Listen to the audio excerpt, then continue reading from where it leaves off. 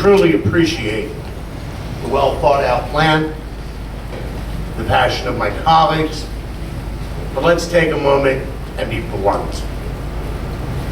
Mike Nutter has stuck his hand in the pocket of firefighters and the rest of city employees. He has stole money from them, and he has used it to cook the books to give the city a balanced budget. It's now time to do a piece of law, a charter change, that will force him to act in a moral and a responsible and something short of a shameful behavior. It's time. Thank you.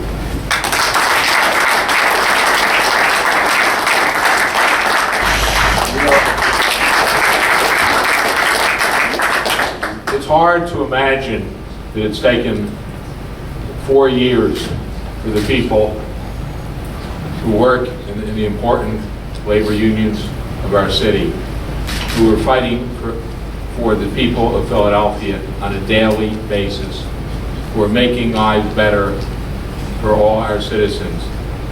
It's a terrible shame that they have to go through the agony of not knowing when they're going to next get a pay raise, not knowing how they're going to pay bills, not knowing what the future holds for them. It is absolutely wrong, as Representative O'Brien said, to balance the budget, or attempt to balance the budget, on the backs of the working people of this city. The people of Philadelphia will not stand for it. I have no doubt whatsoever that once this gets on a referendum after it passes City Council with at least 9 votes, it will pass overwhelmingly, and the people will send a message that the policy of ignoring the city workers is not something that they support. We're going to win this battle. We're going to win it overwhelmingly. I'm very proud to be a part of it.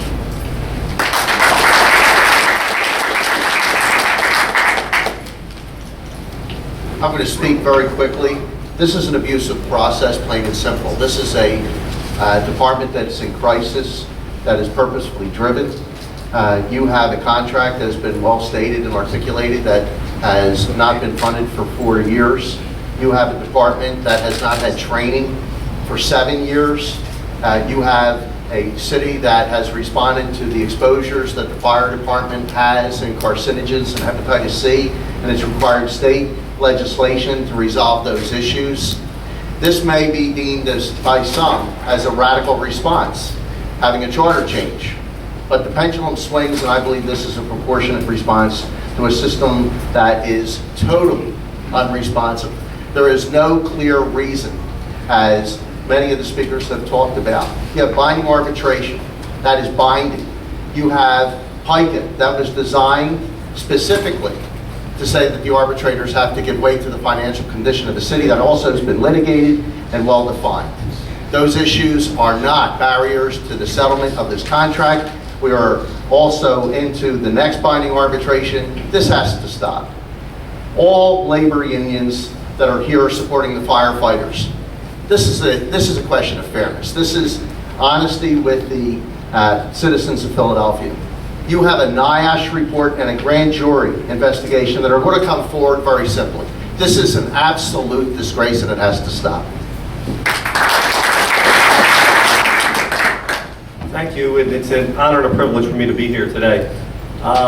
During this process, City Council has been very vocal about how they felt about the arbitration awards being appealed by the administration. And day in and day out during our hearing process, we have used our bully pulpit to make sure that the administration knows and understands how we feel. And this is just not 1 or 2 or 3 council members. This is the whole council. And so this charter change just goes to the administration to say that one person should not be able to make a decision on what has been done by the courts. We have an arbitration ruling and we have an award, and one person decides that they're not going to pay it. And therefore, this charter change enables council to go forward and have a vote on that process and say whether the city should appeal that arbitration or not. So we wholeheartedly support this. We think it is a disgrace by far that the administration has done this, to carry this on as long as it has. And now it's time for us, as not only as council, but as the city to step up and the residents to step up and say they're not going to take it anymore. And I'm proud and honored to be here in support of this effort. Thank you. Clearly a bipartisan effort, and with that, I'd like to welcome Councilman Brian O'Neill.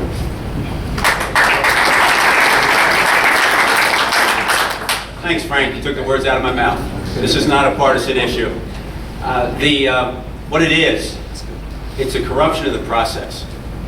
The arbitration process has been corrupted. There's no other way of looking at it. This was not the way it was intended. And we should look at this as citizens today. Is this something we would put in a charter if we were writing it today, knowing what we know? And the answer to that is overwhelmingly yes, and would be near or at the top of our list if we were writing that charter. So this is something we all have to do as citizens, Democrats, Republicans, anybody that believes in fairness, not just fairness generally, but fairness for people that go to work every day of our lives, knowing they may have to sacrifice their life to keep us safe. And I don't think there's any greater burden that we have as citizens, not just elected officials, to make sure that our public safety employees are treated fairly. And this goes a long way towards doing that. And if the mayor were in council, because I remember the days when he was, he'd be supporting it too. Thank you.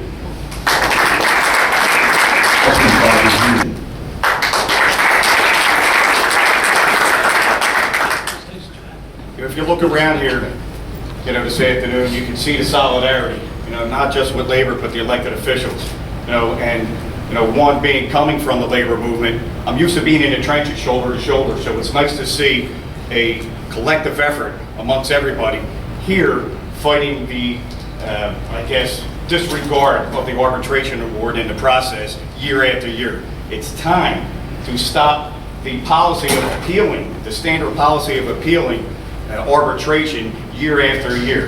And it's time, after the past 4 years, to keep personal politics out of good public policy for our first responders. And I think it's time now, all right, that this administration stop treating our first responders as second-class citizens, because we are a city of the first class, and I think that the public needs to be treated the same way, and they will have their voice in this petition process, and I'm sure it's going to be heard loud. And let me tell you something. I'm honored to be here with the new leadership of Local 22, Joe Shuley, President Shuley, and I commend you on your efforts in making sure that the citizens who speak every day, when I go door to door and when I go to the public meetings, all right, when they say it's a disgrace the way our firefighters, our police department, and our municipal unions are being treated. So I will be there shoulder to shoulder with you, all right, and the public will speak, and you have friends over City Council, and we look forward for this getting there. Thank you.